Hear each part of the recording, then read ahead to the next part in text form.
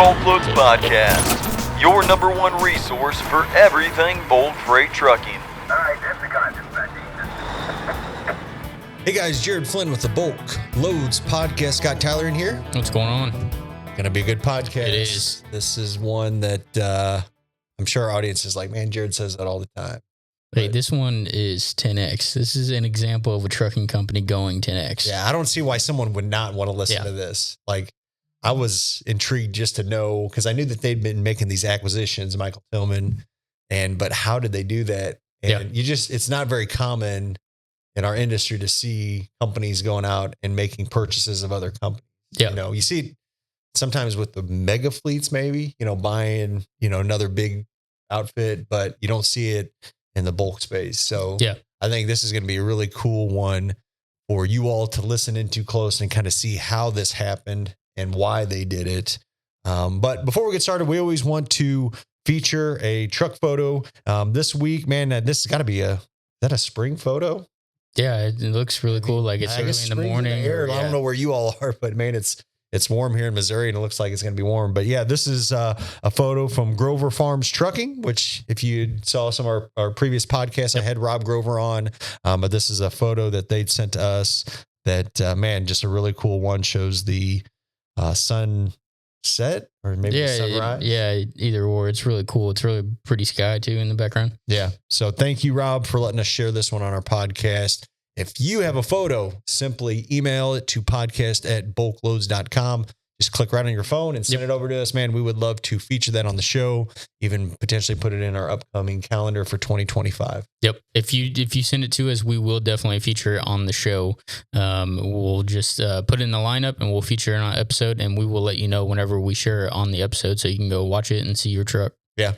Last thing before we get started with Michael Tilmon, I was just 2 weeks ago at the farm show, the National Farm Machinery Show in Louisville, Kentucky. Like, I found my new favorite place on earth. Like, this place was a Disney World for farmers. I know. I could tell you were texting me the whole time. Like, dude, this place is awesome. Yeah. And I'm sure maybe if you all have been there before, obviously we have a lot of farmers that are also members on BulkLoads. I ran into several of them out there, a lot of trailer manufacturers. But man, dude, if you ever get a chance, it just happened, but next year, we're going to look into actually getting a booth set up out there. Yeah, we want to be there. And maybe even swapping with Matt's and doing the farm show. It was a cool showing. Man, I was like a kid in a candy store, man. I had all this equipment out there, a lot of technology. My boys, I took them along with me and they loved it. We were there Thursday, Friday, and they asked if we could stay Saturday as well. But it was awesome. But I wanted to say that, but they used to be members on our site. Actually, I think one of the family members still is the Loganville family.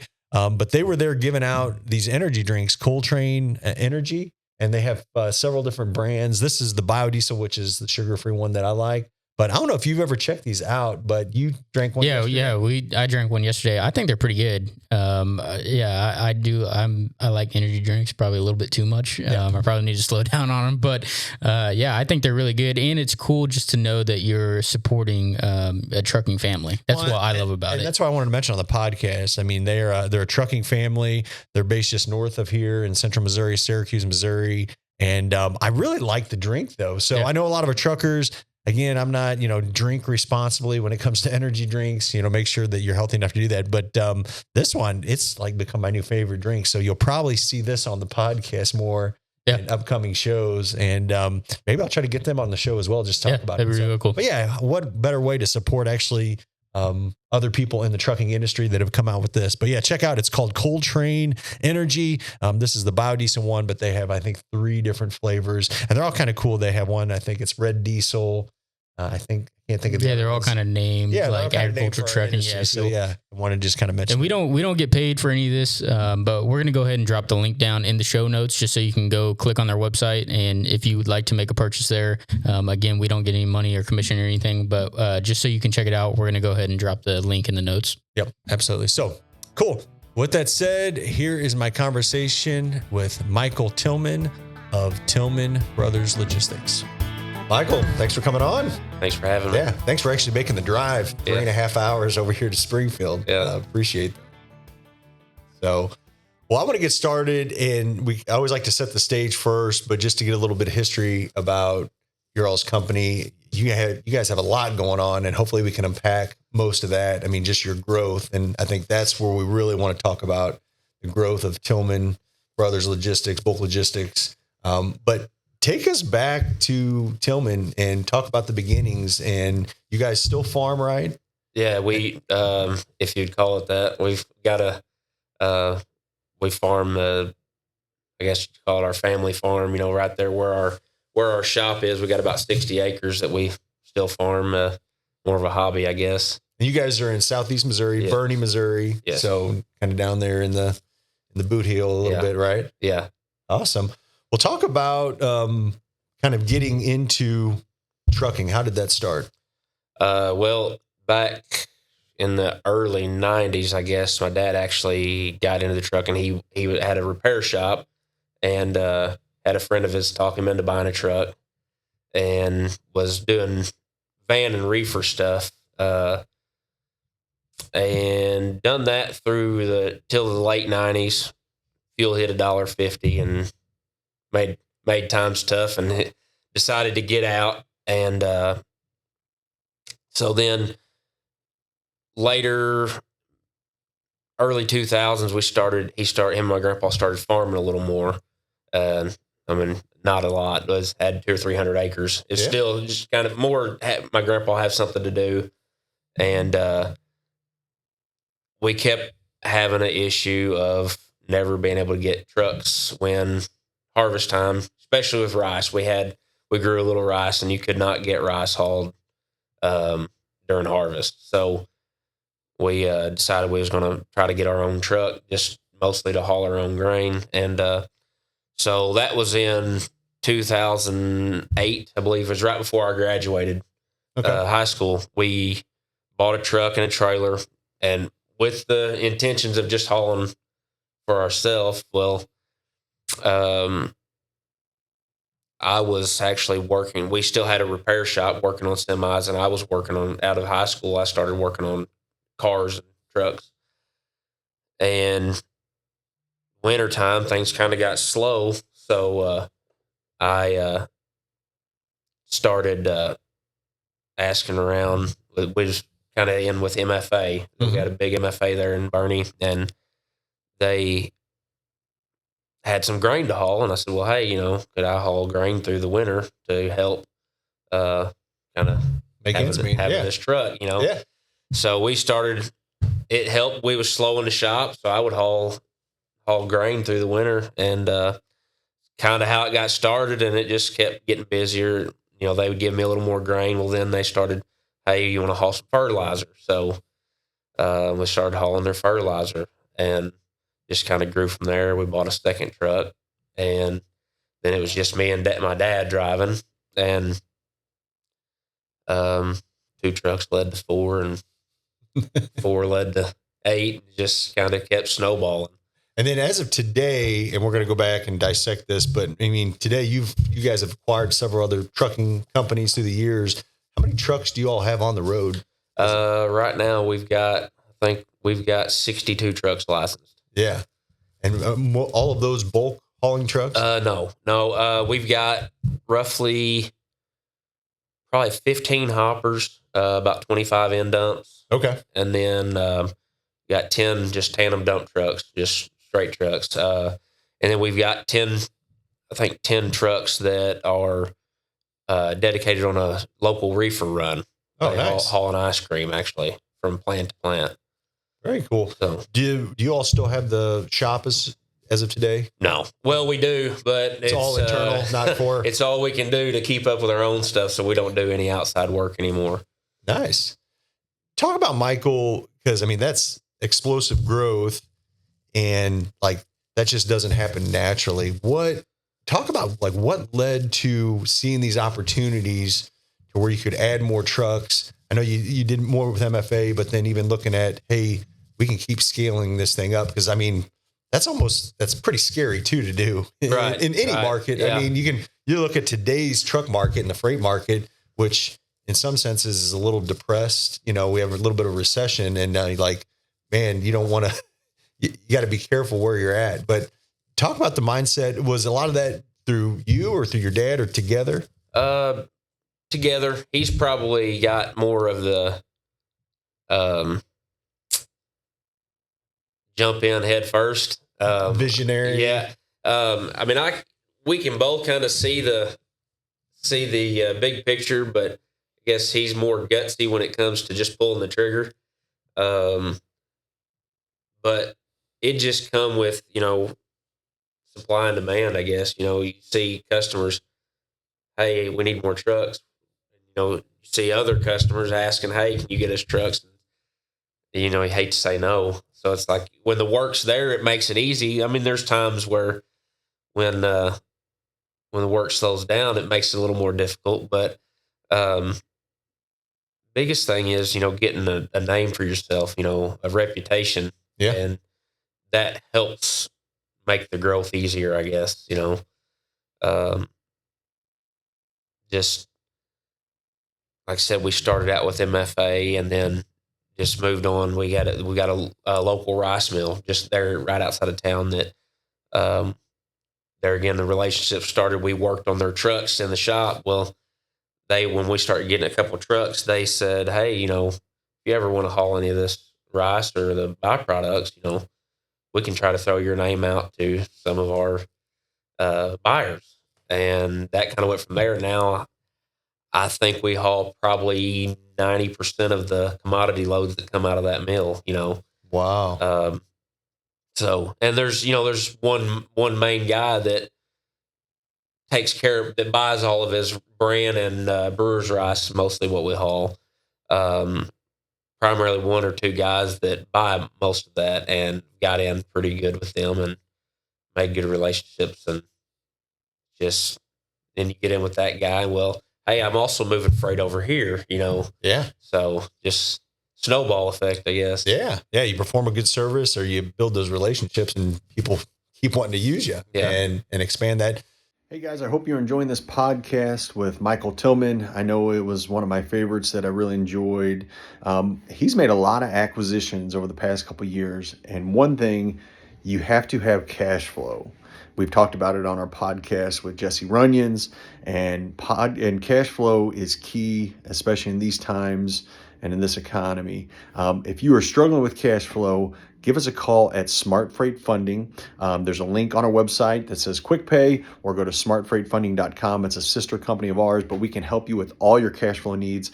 You can take that worry off your lap, knowing that all your tickets, everything's getting processed and paid the next day. We handle all the back end work. Again, smartfreightfunding.com. You can contact us at podcast@bulkloads.com. We'll get you in contact with them. But man, want to extend that service out to you. We know it's been a blessing for the thousands of users that have been using it for over 10 years, and we want it to be a blessing for you to use as well. Check out smartfreightfunding.com. God bless. Talk about the organization. You talk about your dad and yourself. Are there other family members still involved? And kind of what's your role versus your dad's role in the business? Yeah, it's definitely a family affair. So me and my dad kind of split up the management, I guess you'd say.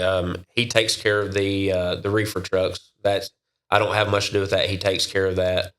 And then we kind of split up the rest of it. I take care of all the hoppering and dump, all the dispatch, finding loads, organizing all that's on me.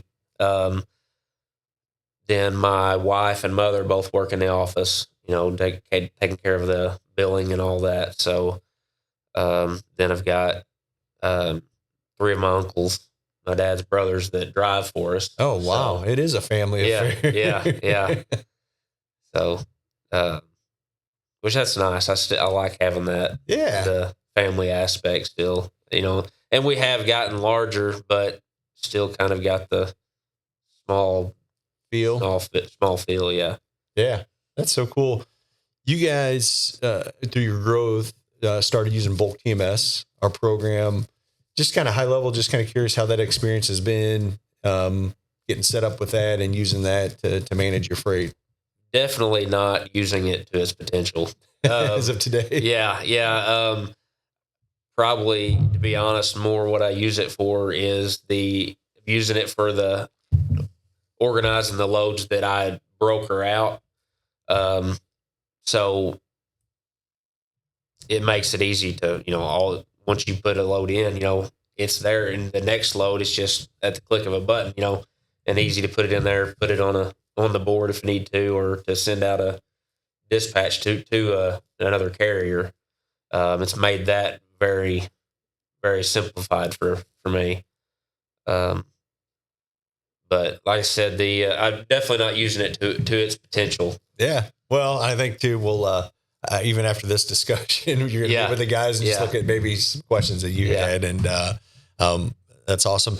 You mentioned this. I wanted to kind of throw that in there. You also have a brokerage as well. So you got the assets, but then you have the brokerage. Kind of how does that all work together? So we started out, it's Tillman Trucking. And then we was getting a lot of guys that we were, hey, you got some extra loads, or you got, and especially on our dump trucks, we get a big job, may have a job for 30, 40,000 ton of rock. Well, we've got 10 trucks, and we may be working 20 trucks a day.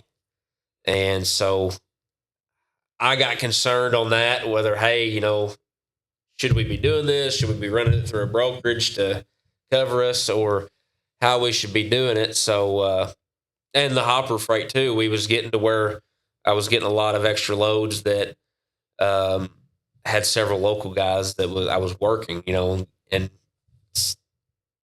just felt like the moving to having a brokerage was the safest way to cover the liability of it, Well, yeah, it reminds me of Dan Redding was in our studio just a couple months ago, and it was almost the same thing. You get to a certain size, you have customers that they're wanting you to do more volumes. Right. You don't want to turn those volumes away, not necessarily even for the money. I mean, it's for the money, but like you want to provide that service and keep servicing that account.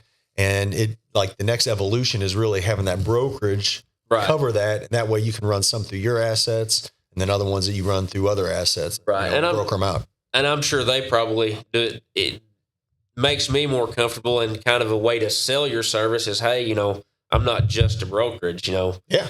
We've got trucks. That's It's exactly not. right. I'm not just a broker that's going to take the load and then be like, oh well, hey, I can't find a truck. Yeah. You're going to it's get it done no matter what. right. If it comes down to a load that I'm trying to broker and I can't find a truck or can't get it covered, it's like, well, send one of my trucks over to grab it. It's one way or another, it gets covered, and I feel like that's kind of gives you a little upper hand on covering the freight for the customer. Well, I remember when I worked at Bartlett, if just a non-asset broker would call, hey, can we haul this? Like there was just a subtle feeling of like, hey, he doesn't own anything if this thing doesn't get covered. So I was always even more inclined as a shipper, like, hey, I know this guy at least has the trucks to cover it. It's, he's got the hard assets. And that was a peace of mind for me as a shipper, knowing that it could get covered. And that's awesome. You guys have made several acquisitions over the past few years. Yeah, I think even one just recently. I read on your Facebook page, even just kind of explaining it all, which is really cool. Like you kind of explained the reason behind it all. But talk about like how that happened, if you don't mind, because you don't see that, I guess in my mind, very often in this business. You don't see, a hopper trucking business or bulk buying other businesses or buying other assets and stuff. So it kind of struck me. It was a little unique. But kind of, if you don't mind sharing how that happened. Well, actually, we've bought out 3 companies in the last 4 years, I believe, and every one of them approached us. It was kind of a odd deal, like you said. It wasn't a normal thing. One of them, the first one that we actually had our eyes set on was the reefer company. Mm-hmm. It was a good friend of ours, been worked together for years. Since back in the early 90s, him and my dad worked side by side. And he got to the point, he said, hey, I'm going to be ready to retire in the next few years. Do y'all have any interest of buying my business out and kind of taking over?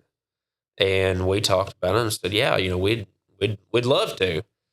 And we started getting the ball kind of rolling, and he said, I think I'm going to wait wait a little while. I'm not ready just yet. He said, but, you know, when the time comes, we'll do it. So kind of put it on the back burner. Didn't really think much about it.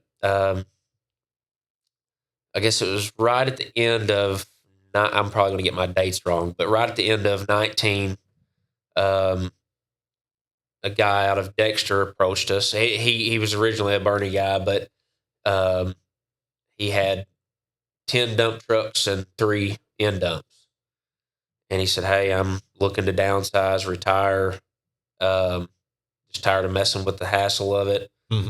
Would you be interested in buying my business? And I said, well, hadn't really gave it much thought, but yeah, let me think about it. It's definitely not a no. And so a couple months went by, you know, talking back and forth, and on, I guess, January 1st of 20, we made a deal and purchased all of his trucks and got the drivers and his customers, which the customers was a big selling point. Selling point to it, yes.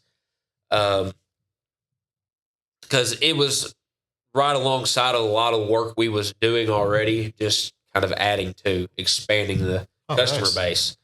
We only had one dump truck that we was hauling asphalt and aggregate with, but it was kind of an easy step into growth, you know, and so we did that. Unfortunately, it was kind of a business side of it. Later down, a few months down the road, didn't go as the handshake agreement, you know.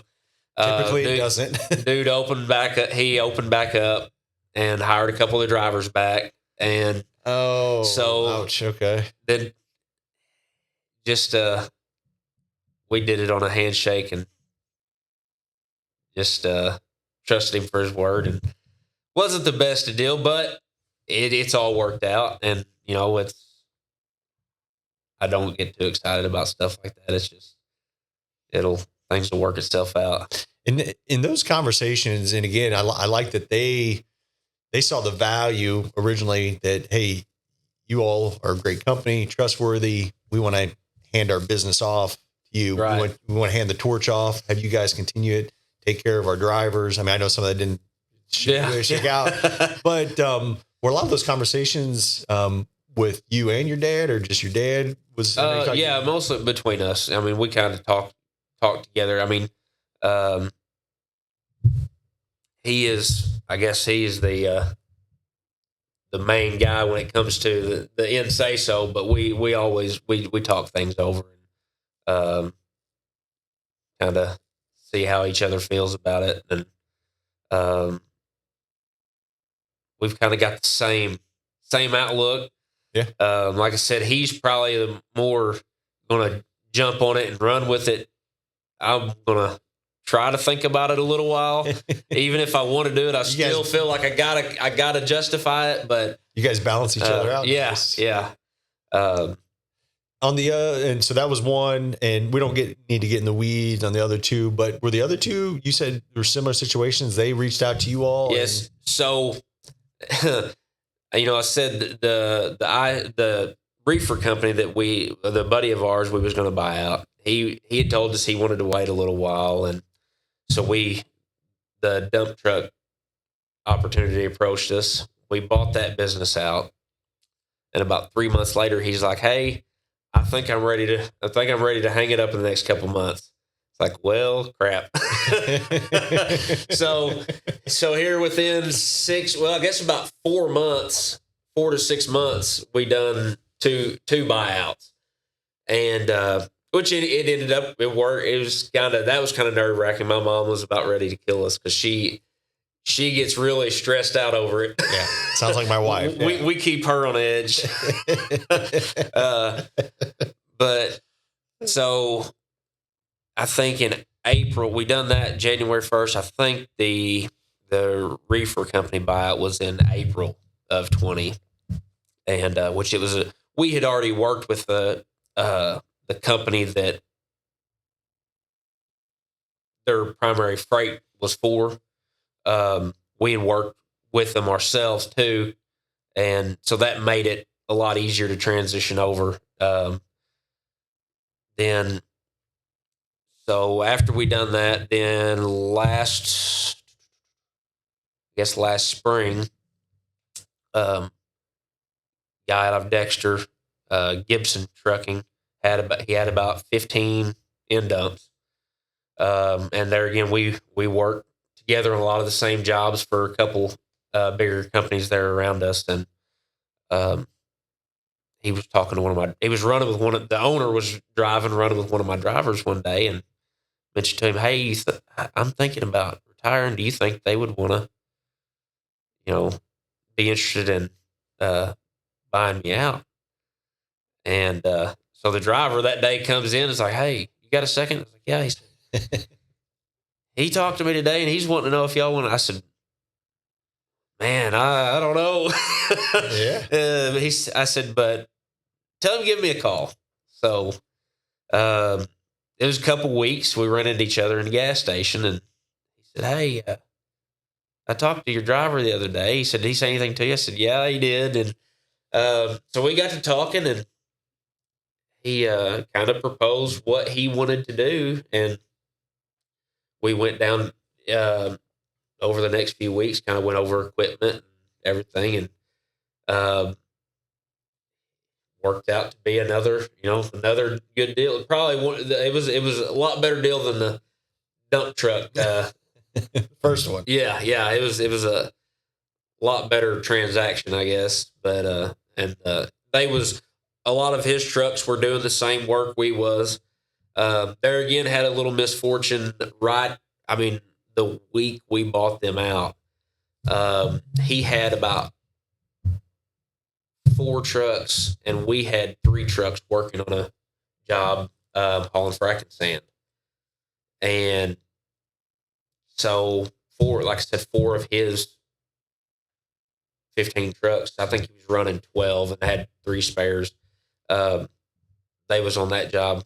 Well, the week after, they cut us out. They said, we're going to all company trucks. We're just going to go to our trucks only, cutting out all contractors. Well, that's unfortunate. But anyways, it's everything works out. Everything, the big picture, everything works out. And so we've been, most of what they do is haul rock and sand, aggregate stuff, asphalt, a lot of asphalt material. But when you're looking at buying these companies out, I mean, obviously a big cost is the assets alone. Right. I mean, the trucks and the trailers and all that. If you get a perk would be if you get the book of business of the customers on that. But I guess in my mind too, you're buying a 15 truck operation, and we're not going to talk about the numbers and all that, but like, man, you go to your banker and be like, hey, we want to buy this. You got to have a pretty trustworthy banker that like really believes in your company. Right. I mean, yeah, you can show them the numbers and all that, but man, can you talk a little bit about, you don't have to talk about the numbers, but just really a situation. I'm just thinking if somebody's out there and there's opportunities, like, man, how do you approach how do you get the capital? You definitely want to have a good relationship with your bank. Because if you ain't got them on board, it's going to be tough. But, yeah, I mean, we've got a good bank that we've had a good relationship for several years now, and just when you laid it out to them, they were pretty open and pretty willing. Yeah. Well, and it helps. We're in a small area, so if they kind of see what these companies have done or have serviced serviced them themselves. You see a little bit of the track record. Right. So they can kind of see what they'd already know what you're getting into, the financials of it. They can see the benefit for it. So that helps a lot, but still, it takes a pretty gutsy banker, because I mean, a lot of banks don't want to mess with trucks. The bank we used to be with, they didn't want much. The only way we was with them before was because of our farm. They wouldn't loan for trucks hardly at all. But running it through, when we started out, we was running everything under our farm name. Yep. And So they would loan money on trucks if it was for a farm. But then later years, they got bought out by another bank, and that bank didn't want anything to do with farm, and which is really odd for our part of the country, Yeah. but they didn't want to do with farm operating loans. So that was when we moved to the bank we're at now, and they was like, yeah, come on.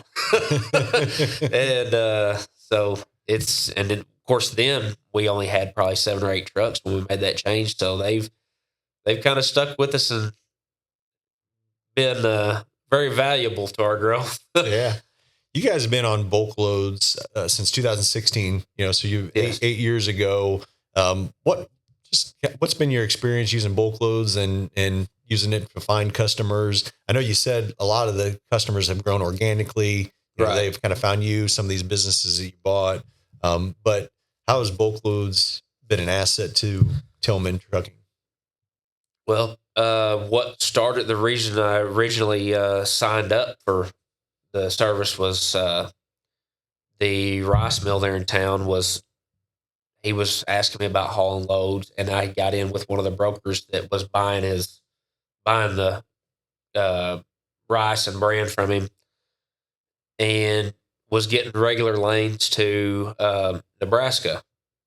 And at that time, I didn't, this was probably 2010. Well, no, I guess it would have been 14, 15 when I first started. Was constantly having trucks go up there. Well, it didn't pay good enough to come back empty, but I was green to it, didn't have no idea about how to find backhauls or anything. And so I started looking around. As we started getting more and more of that freight, it was, hard to find. And then I stumbled, I don't even remember how I stumbled upon it, but I signed up to try to find loads to get us back out of Nebraska, back into this area, or back to Southeast Missouri. And, I say I use to this day, I use it every day. I feel like I'm on there looking for loads, or seeing if anything's posted that might be good for us, or putting loads on there. But even if you don't use it every day, it has got me the contacts over the last 8 years that, I found this load for X customer and hauled a few loads for them off the board. Well, now they're calling me, hey, you got trucks in this area, so you're building a relationship with customers off of that, what you're getting off the load board. Maybe not be pulling loads off there every day anymore, but it's because of it that I've got the contacts I do. Yeah. I was actually meditating. It was yesterday morning or whatever, talking about some people may think this is an awful business plan, but I love when people find contacts and even work with those contacts directly outside of our board. Like, we've done our job. Right. I mean, our goal is that there's always new contacts, always new business, and always new lanes. But actually, I love when I hear people like, hey, I established this relationship. Yeah. And I work with that person or that company directly for 3, 4, 5 years. And, it's like, man, that's paid off tremendously for the use of the service. So, yeah, we think that's awesome. Michael, I want to turn the conversation maybe a little bit on a personal note. I heard that you all foster kids. Yes. And man, God bless your heart. I think that's awesome.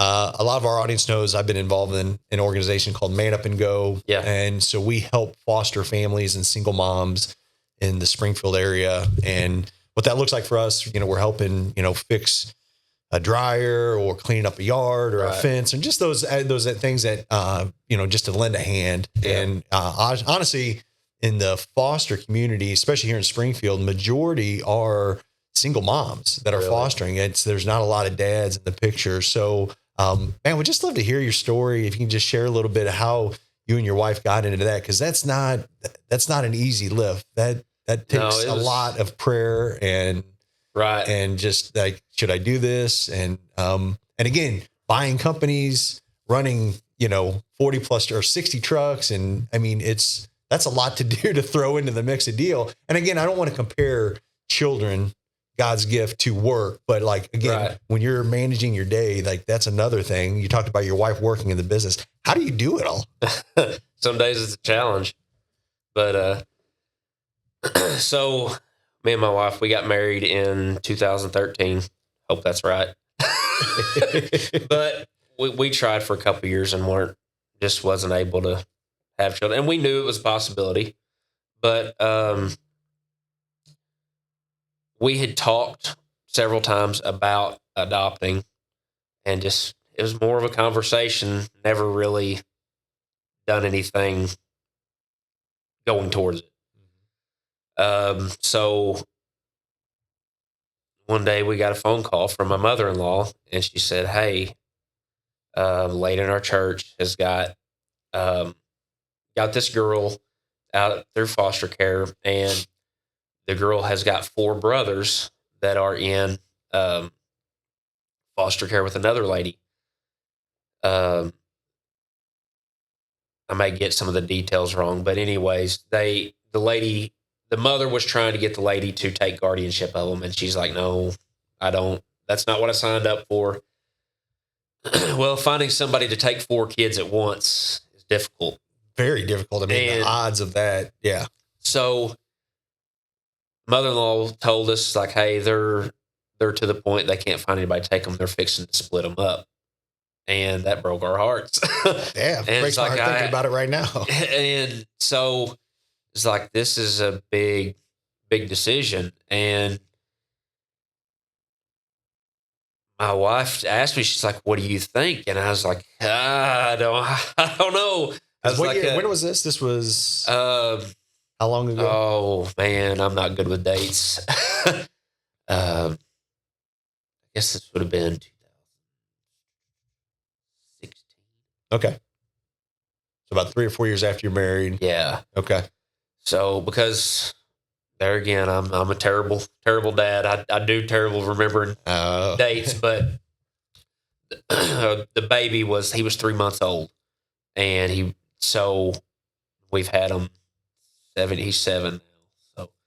So, but so it's like she told us that they was fixing to split them up, So we talked about it, and it's like they're wanting to do something the next few days, and it's like that just makes it a whole lot harder.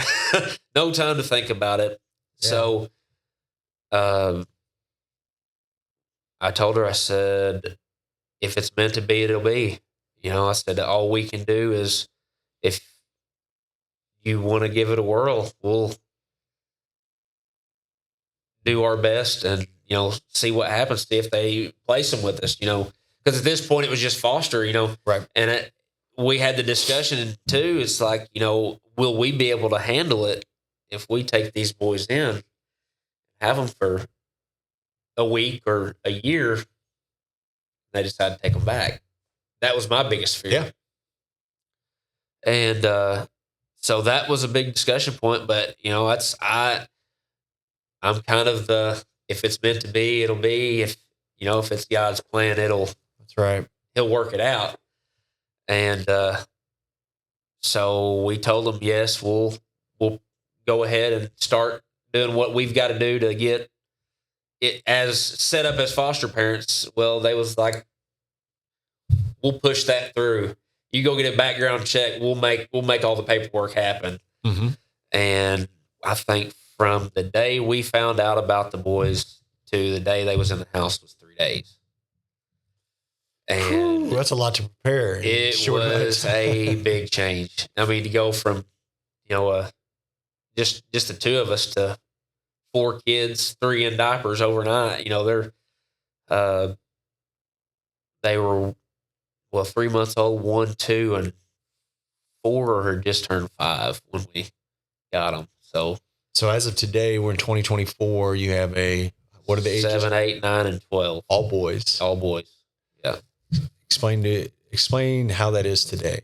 Very stressful.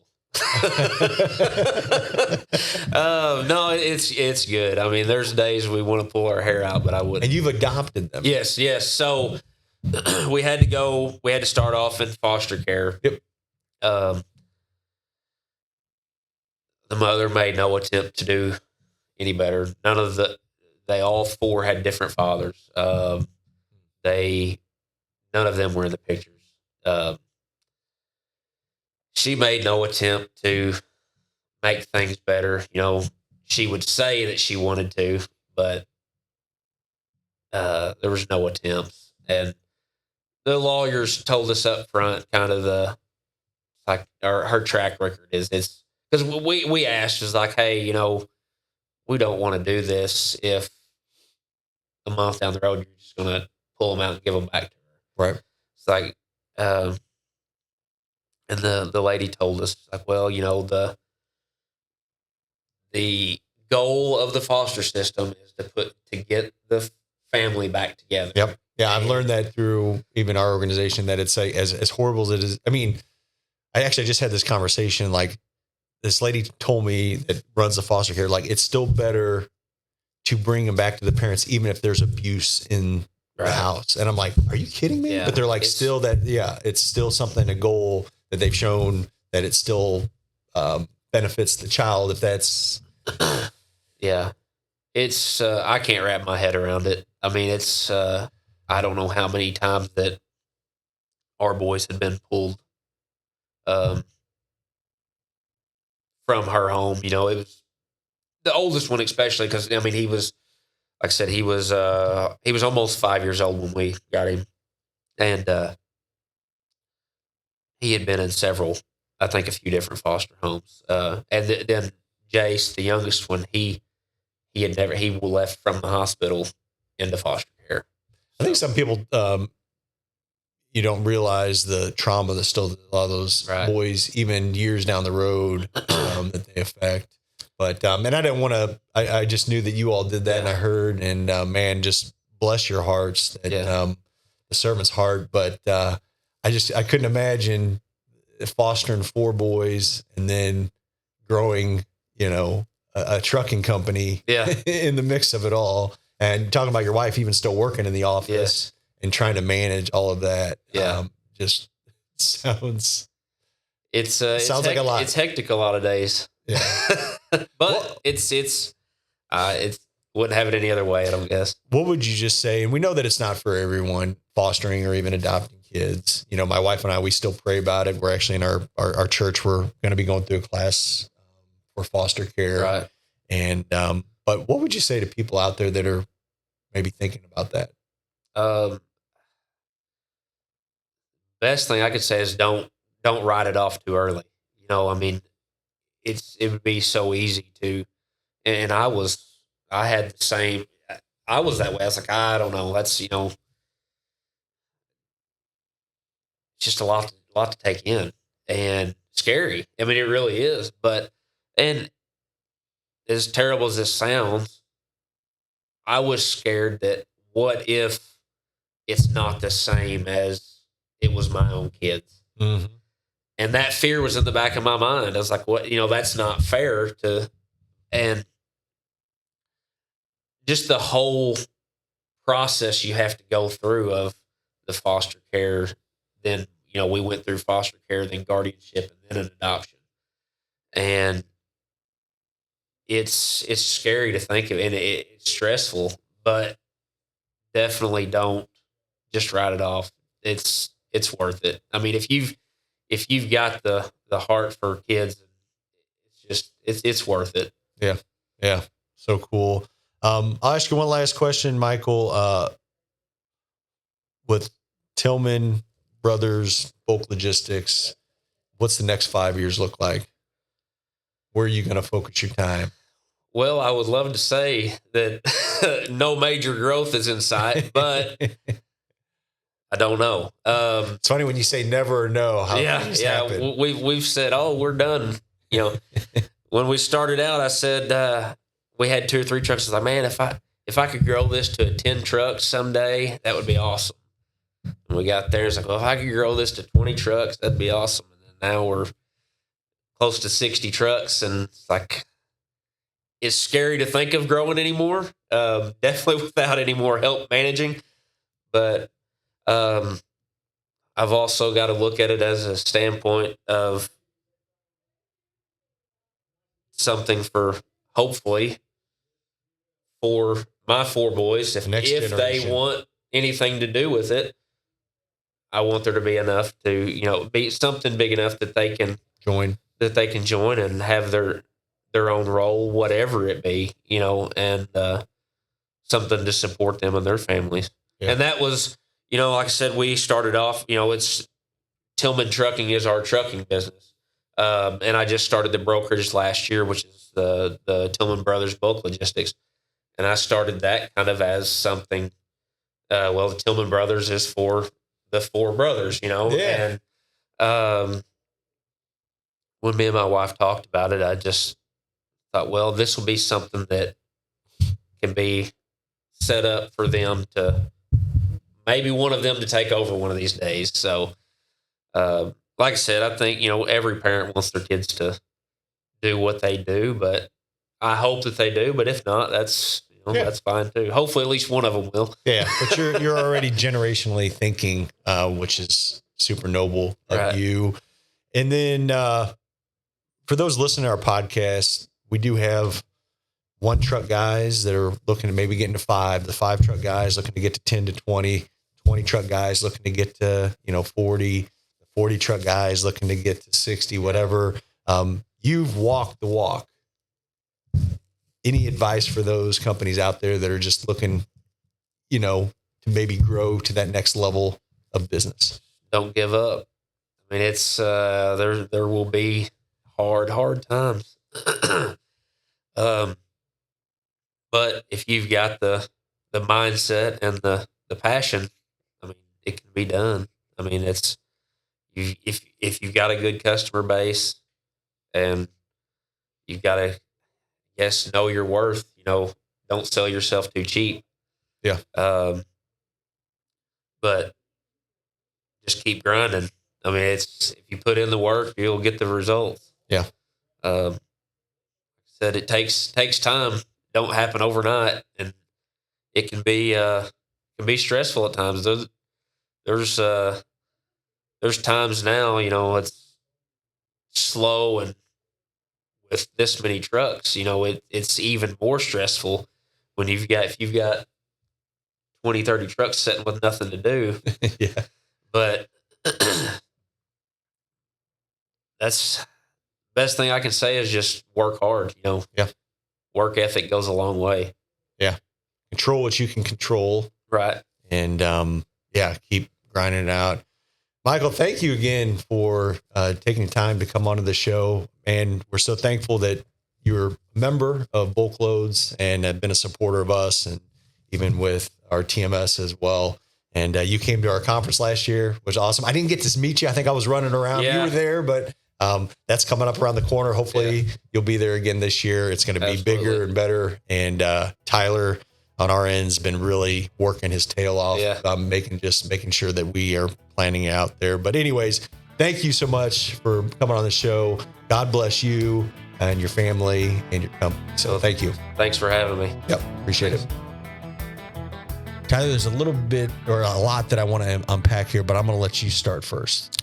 I think first off, the thing that stood out to me most is how in the world, do you just work with that much family and have an efficient operation? It's really a beautiful thing just because, you get to see your family every single day and work on the business together. Michael kind of went into how they operate, and it's cool that, his dad still kind of runs the ice cream side, the reefer side, and Michael's doing all the bulk side. But man, I just can't. They start off as a 1 truck, then it went to 2, then to 8, and then it just snowballed into this massive operation where now they have 62 trucks on the road. And I don't think there's any stopping for Michael. I think he's here to grow their business, and I think he's done a great job, and it's cool to see. Yeah, it's scary and cool at the same time. But I've said this before. This just shows, I think, you can either play the victim card and think that, hey, everybody else has got it better and, they've just had a windfall.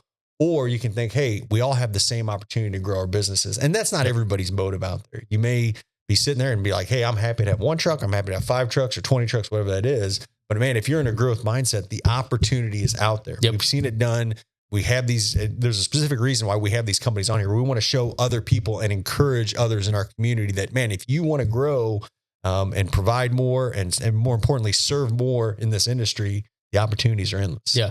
What I think shows a lot about their company's integrity and service is that all these companies that they've bought out have actually approached them and said, hey, you know, I'm ready to retire or go out of business or whatever.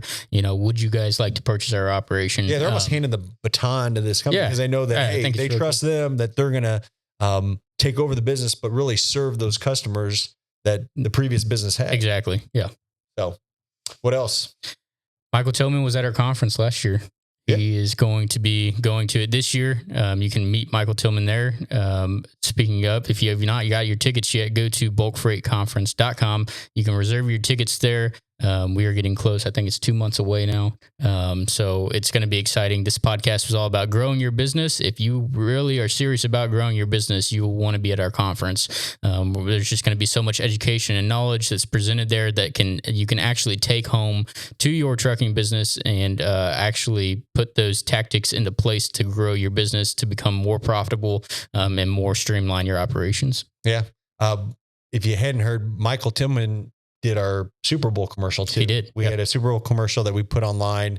That was him that did that with his kids. And that's what I want to talk about as well. I think all work aside, I love Michael's and his wife's servant heart to adopt kids. And just, I know that's not a business, but man, in our life, business, our faith, family, it's all in one. It's all one. It's not separated. And we realize that it's all part of one. I love just that story of how that came together.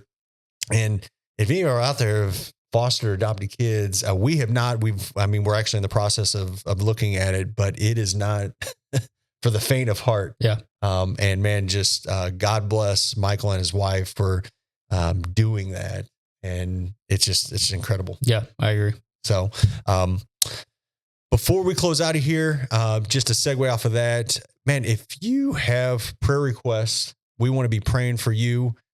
We don't take that lightly. We say that all the time on this podcast, but we know that there are a lot of troubles out there and a lot of situations, some that just we can't even fathom out there. And so we want to be praying for you. We would love for you to send a prayer request to prayer@bulkloads.com. And man, we would gladly pray for those. We have a group here that prays for them. It's completely anonymous. We don't share with other people. It's done in our office. But man, we know that there are diseases and cancers and divorces and neglect and abuse and financial situations. I mean, you can go down the list and it's all in our community. And we want to be lifting you up to the Lord and be praying for you. So I just encourage you to do that. And I'll ask Tyler if you want to close this out on this one. Lord, we just come to you today just to thank you and praise you, Lord. We just thank you for all your many blessings that you've given to us. Lord, we ask that you just give us the strength and just the compassion to move on through the week, Lord. We know these are some trying times, and we know that there's a lot of people out there who are going through some hurt right now with their business, with their family, or even their faith might be shaking right now, Lord. We know that you are a big God and you can do all things, almighty things, Lord. So we just ask that you just reach down and just lay your hand upon all of us, Lord, as we're going through these times, Lord, and everyone who's traveling and is out on the road, Lord, we just ask that you just give them safely and help that all those people make it back home to their families, Lord. We love you, and in your name, amen. Thank you, as always, for listening to the BulkLoads Podcast. If you haven't yet, hit the subscribe button. We know that actually a very small percentage of our listeners actually hit subscribe, so you can actually hit the subscribe button if you go down this way in the lower corner. And would love for you to subscribe. Also, if you know other companies that would value from this business or individuals that are looking at expanding their business, we would love for you to share this with that community and get this out there so we can help others out there and grow their business. So thank you as always for listening to the BulkLoads Podcast, and God bless.